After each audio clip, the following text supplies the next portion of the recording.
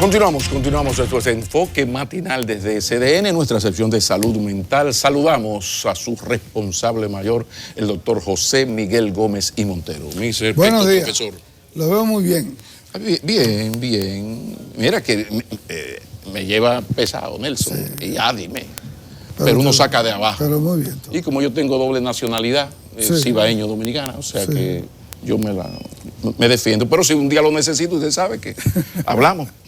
Hay un tema interesantísimo y que tiene que ver mucho con la vida en la sociedad, en los colegios, en las escuelas, en el barrio, con esta crisis de la familia, o esta nueva familia, para decirlo de otra manera. El asunto del adolescente disocial. Lo primero que el término pido que me lo explique, o sea, porque uno ha oído mucho lo de antisocial, pero lo de disocial. ¿Qué es un adolescente disocial? ¿Cómo se crea? ¿Qué hacer? ¿Cómo los padres deben manejar esta situación después del diagnóstico? Por favor. Sí, buenos días.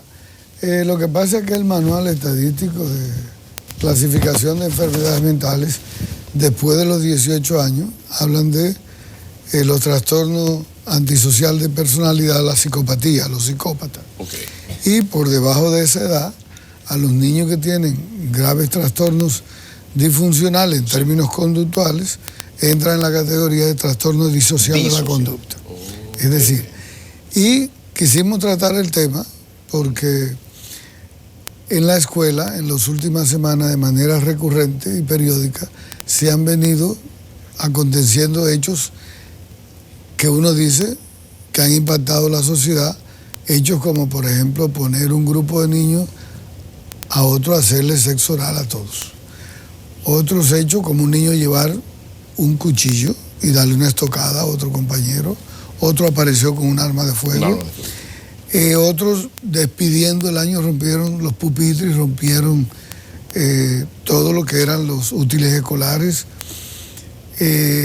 Otros le han dado golpizas a otros niños. Y me preocupa porque cuando tú ves las estadísticas de homicidio, de transgresión a las normas, hurtos, robos, la mayoría de las víctimas o victimarios están comprendidos entre 14 y 18 años. Lo que estamos hablando, que hay una franja importante de los muchachos que tienen problemas de conducta serios, graves, están desarrollando trastornos disociales. Entonces uno dice, bueno, un niño con un trastorno disocial que desde los 6, 7, 8, 10 años se puede hacer el diagnóstico, es este niño que tiene desajuste, que tiene desarmonía en términos conductuales, emocionales, en diferentes espacios. En la familia, no acepta las reglas, no reconoce la autoridad de los padres, no se somete a disciplina, establece rivalidad con los hermanitos, golpea o manipula o chantajea dentro del entorno familiar, hace pequeños hurtos, maltrata a las mascotas que hay en la casa, y encima de eso le preocupa mucho a los padres que cuando lo ponen de castigo o le dan una pela, no siente aflicción emocional.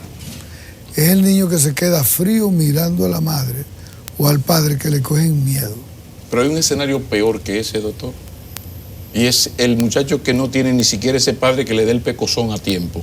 O sea, porque parte del problema es eso. O sea, esto que usted plantea es el muchacho que tiene un papá y una mamá que le da una pela un día, le llama la atención, el muchachito cuando le dan no se mueve, todo lo que usted me está explicando. Pero es que ahora tenemos una nueva familia, un escenario maldito, que es donde ese pobre muchacho llega, pero sus padres no están ahí o se divorciaron, algunos ni siquiera conocieron al padre. Entonces, ese drama, ¿qué hace una sociedad ante esto? Esa es la otra situación del diagnóstico de la disfunción familiar, de familias rotas, de familias monoparentales, de aquellos niños con estos trastornos que están criados con una abuelita de 75 años que no tiene el control, claro, que no tiene la capacidad para someter disciplina, para fiscalizar, para ponerle el orden. Y este es el niño que en la escuela violenta las normas, no respeta a los profesores, se para durante la clase, tira papeles, puncha con un lápiz. Ya lo han cambiado de varios lugares dentro del aula, y cuando no lo cambian de curso, y cuando no antes de los 10 años ya lleva 3, 5 escuelas o 6 colegios, porque de todos los colegios lo sacan, lo expulsan por el problema de la conducta.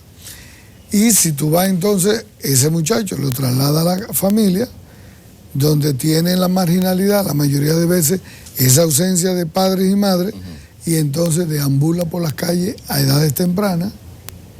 Al deambular por las calles sin fiscalización, ese es el niño que a edades más tempranas, con el trastorno disocial, tiene morbosidad sexual a edades tempranas, relaciones sexuales tempranas, abuso, consumo de droga o alcohol a edades tempranas, y lógicamente comienza a hacer pequeños bandolerismos, raterismos a edades de 9 y 10 años, que ya cuando llega a la adolescencia tiene una capacidad para armar robos planificados. Y cuando ese muchacho tiene problemas y no le buscan la ayuda, y uno lo ve, porque a mí me toca ver los diarios en Robert Reed, uno se da cuenta que tienen problemas neuropsiquiátricos importantes. Es decir, es el niño que tiene hiperactividad con déficit de atención con impulsividad, que tiene trastorno oposicionista desafiante, que tiene una discapacidad con impulsividad, que tiene una epilepsia a nivel frontal, que tiene un problema de disfuncionabilidad familiar. Entonces, cuando tú sumas el problema biológico, cultural, social, psicológico que tiene el niño, más el problema disocial, tú dices, oye. Sí, pero ¿hacia dónde va una sociedad donde eso es cada vez más común, o por pobreza, o por que es la nueva familia, que es la que estamos hablando, o porque incluso dentro de la familia tradicional, papá y mamá están más ocupados en fajarse trabajando, matarse trabajando para tener un apartamento mayor, un mejor carro, que atender a los muchachos? Entonces, yo hablo del cóctel Molotov, que esto va a explotar como sociedad. Desde la psiquiatría, desde la ciencia de la conducta, ¿qué puede hacer una sociedad que incluso tiene espejo donde mirarse? Porque el bienestar económico de la sociedad norteamericana no ha frenado esta descomposición terrible, que lo vemos, un muchachito loco con una pistola mata 4, una cosa, una locura. ¿Hacia dónde va la sociedad dominicana, que ha perdido su gran riqueza, que ese era el sentido de la comunidad, del vecino? Porque uno le daba pela al vecino. Sí, saludos a la profesora Betania. No, ya no. Sí, eso no era... Bueno, sí. En la política pública de inversión social en la familia, sí, si se siguen haciendo las estancias infantiles, que estos niños estén y tienen ayuda psicológica o ayuda de estimulación temprana o aprendizaje, si se siguen haciendo las escuelas de terapias de aprendizaje y escuelas especiales para niños con discapacidades, eso es importante. Si se hacen los centros de atención comunitaria, atención primaria, con psicólogos y psiquiatras, y la gente del barrio que tiene este niño que no sabe qué hacer y tiene un centro de atención, que lo puedan medicar, que le puedan recibir la terapia de aprendizaje, la terapia conductual, sí, a edades tempranas, entonces se está haciendo asertividad. Y lógicamente, cuando tú inviertes más en esa madre soltera o esa familia que pueda tener acceso a la microempresa, al microcrédito, a poder funcionar para que este niño pueda tener, y una ley más rigurosa con la paternidad irresponsable. Es decir, la República Dominicana tiene una cantidad de personas que no asumen paternidad responsable, no solamente que no dan apellido, ¿verdad?, sino que no ejercen ningún tipo de apoyo social, moral, social a unos niños en cualquier sector marginal, incluyendo hasta la clase media y media alta. La gente no tiene cultura muchas veces de asumir paternidad responsable. Entonces, eso por otro lado tiene que presionarlo el Estado. ¿Cuáles son las complicaciones que uno está viendo con estos muchachos? Por ejemplo, si tú ves a esta muchacha que actúa en la balacera con el mayor que cuidaba a la familia de la primera dama de la República, y tú ves a esta muchacha con la frialdad, la indiferencia, la apatía, con que narra cómo se dio aquello y cómo le cayeron a tiro, y con el prontuario que trae disocial desde los 10 años, tú te das cuenta entonces de lo que te estoy diciendo. Un caso así, ¿qué se puede hacer con un caso así ya a estos niveles de donde el drama familiar, la tragedia familiar de esa muchacha, qué se puede hacer?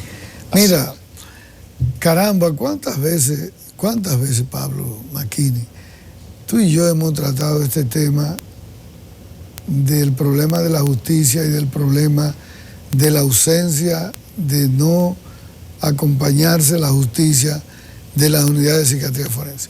Esa muchacha la condenaron a 10 años por un homicidio y por robos con varias fichas. Y un juez la liberó con orden de presencia, sí. Y la liberó, y tan pronto la liberaron, volvió a la calle a delinquir, su modo operante, y mira dónde llega. Y yo te pregunto, ¿bajo qué criterio un juez a un muchacho con un trastorno disocial, ya con psicopatías, pero posiblemente lo manda a la calle, sí, bajo un juramento y un acuerdo? Ajá. ¿Y qué evaluación psiquiátrica, psicológica, psicométrica? ¿Quién estableció los niveles de perfiles de alta peligrosidad de ella para mandarla a la calle? Nadie. Precisamente. Estamos en lo mismo, República Dominicana. Entonces viene la pregunta. En las cárceles, ¿hay un departamento que se ocupe de hacer estas evaluaciones? En los liceos del país, ¿hay un departamento que se ocupe de hacer estas evaluaciones? Yo tuve una experiencia casi traumática en la cárcel de adolescentes de Najayo. Eso hay que ir. Entonces, que te den un tour. Y yo fui con una persona que se le mostró esto con muchos detalles por su posición, y había que ver cómo...